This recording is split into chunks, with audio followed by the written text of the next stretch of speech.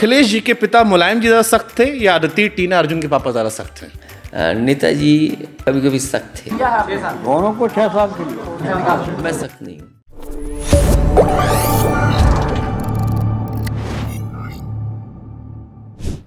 अखिलेश जी के पिता मुलायम जी ज़्यादा सख्त थे या अदिति टीना अर्जुन के पापा ज़्यादा सख्त हैं? नेताजी सख्त तो नहीं थे, लेकिन हाँ कभी कभी सख्त थे। मैं सख्त नहीं हूँ। आप सख्त नहीं हैं? नहीं, बिल्कुल सख्त नहीं हूँ। कैसे? मैंने बच्चों को अपनी चॉइस पे छोड़ दिया। उनको जो पसंद करें, जो चीज़ पढ़ना चाहें, आगे बढ़ना चाहें, मैंने पूरा उनको छोड़ दिया। लेकिन गाइड करता हूँ, समय समय बताता हूँ मैं। अगर वो किसी क्वेरी को लेकर के आते हैं तो मैं उनको ज़रूर समझाता हूँ। अदिति टीना अर्जुन शायद जुड़वा, टीना अर्जुन जुड़वा है। हाँ, टीना अर्जुन जुड़वा है। तो कैसा इंटरेक्शन रहता है? आपका एक बेटा है, 2 बेटियां हैं, बीइंग अ गर्ल चाइल्ड, एक कहते हैं ना लड़कियां बड़े पापा से क्लोज होती हैं। देखिए, बड़े बच्चे हो गए हैं अब तो, क्योंकि इस जनरेशन में वो ग्रो कर रहे हैं, इस समय पे वो ग्रो कर रहे हैं। उनकी अपनी लाइकिंग है। बहुत कुछ सीखने को मिलता है उनसे, खाने को लेकर के। बच्चे अच्छी कुकिंग कर लेते हैं। म्यूज़िक को लेकर के, क्योंकि हम लोग तो म्यूज़िक नहीं सुन पाते हैं अभी।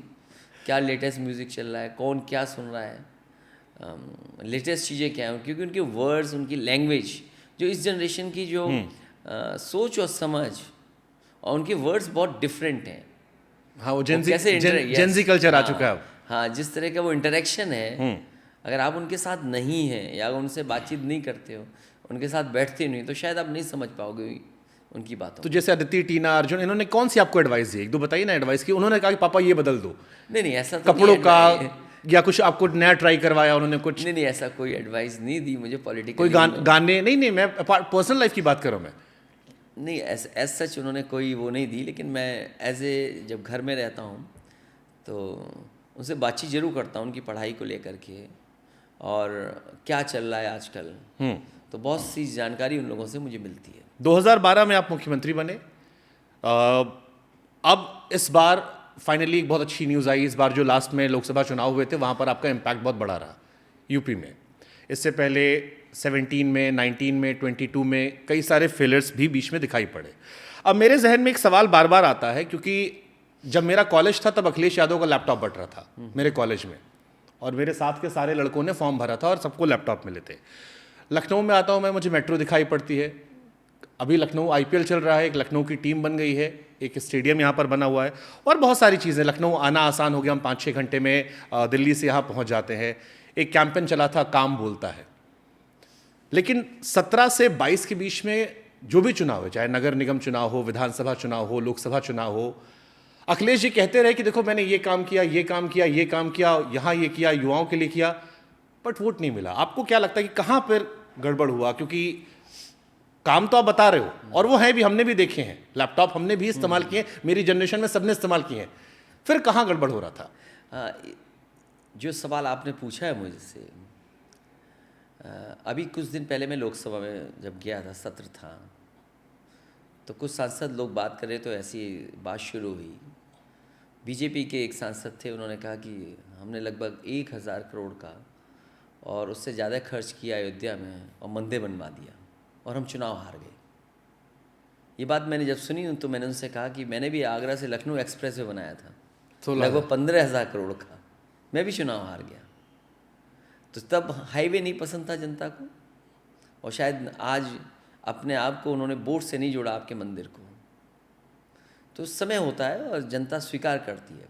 12 से 17 तक जो बेस्ट मैं कर सकता था, और जितना अच्छा इंफ्रास्ट्रक्चर मैं दे सकता था स्टेट को, जो समाजवादी पार्टी का विज़न था या समाजवादी पार्टी का जो मैनिफेस्टो था, उसके तहत जो इंफ्रास्ट्रक्चर हम लोग बना सकते थे, एक्सप्रेसवे देना। और मुझे खुशी है इस बात की कि समाजवादी पार्टी ने एक विज़न दिया और देश का one of the best expressway design दी, और उस डिज़ाइन के बाद NHAI ने भी उन चीज़ों को माना जो आगरा लखनऊ एक्सप्रेसवे में थी।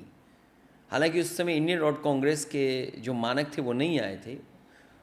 जो फर्दर मैंने डिज़ाइन की थी एक्सप्रेसवे, जो सड़क बनी फर्दर, उसमें इंडियन रोड कांग्रेस के तहत पूरा का पूरे मानक के साथ डिज़ाइन की थी। टोल ऊपर लगा करते थे NHAI में, लेकिन आगरा लखनऊ एक्सप्रेसवे में सब के सब हम लोगों ने एग्ज़िट पे टोल लगाए कि अगर कोई एग्ज़िट कर रहा है तभी जा कर के पैसा दे, ये नहीं कि हर 50 किलोमीटर पर आपको खड़ा होना पड़े। इसी तरह स्टेडियम दिया। सरकार मॉल बना सकती है। यहाँ प्लासियो मॉल है जो आजकल, वो शाम अबद नाम था उसका। वो इसलिए बनाया था, मैं चाहता था कि अगर प्राइवेट के कंपनीज़ या प्राइवेट लोग मॉल बनाते हैं तो सरकार भी एक मॉल बना के दिखाए, उनसे बेहतर, उनसे अच्छा। इसी तरह जब मेदांता का शिलान्यास हो रहा था, मैंने डॉक्टर त्रेहन से कहा था कि आपके बराबर और आपसे अच्छा मैं कैंसर इंस्टीट्यूट बनाने जा रहा हूँ, और बना के दिखाया हम लोगों ने।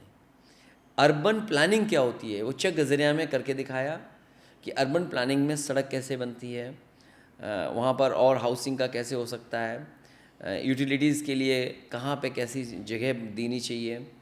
और मुझे खुशी है उस बात की कि SCL का यहाँ पे लखनऊ में इन्वेस्टमेंट पाया, 100 एकड़ में उन्होंने ट्रेनिंग इंस्टीट्यूट बनाया, हज़ारों बच्चे लोग नौकरी पा रहे हैं जो कभी हैदराबाद, चेन्नई या बेंगलोर में नौकरी करते थे, वो सब बच्चे बड़ी संख्या में आज यहाँ कर रहे हैं। और मुझे याद है जब उद्घाटन हुआ था उस ट्रेनिंग इंस्टीट्यूट का, तो शिव नाडा जी के साथ साथ वो फर्स्ट बैच के बच्चे मुझे मिले थे। कोई हैदराबाद में काम कर रहा था, कोई चेन्नई में काम कर रहा था, कोई अन्य स्टेट में।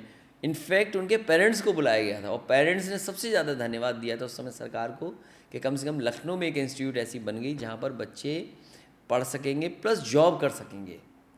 तो बेस्ट ऑफ बेस्ट इंफ्रास्ट्रक्चर दिया, डेयरी में करके दिखाया।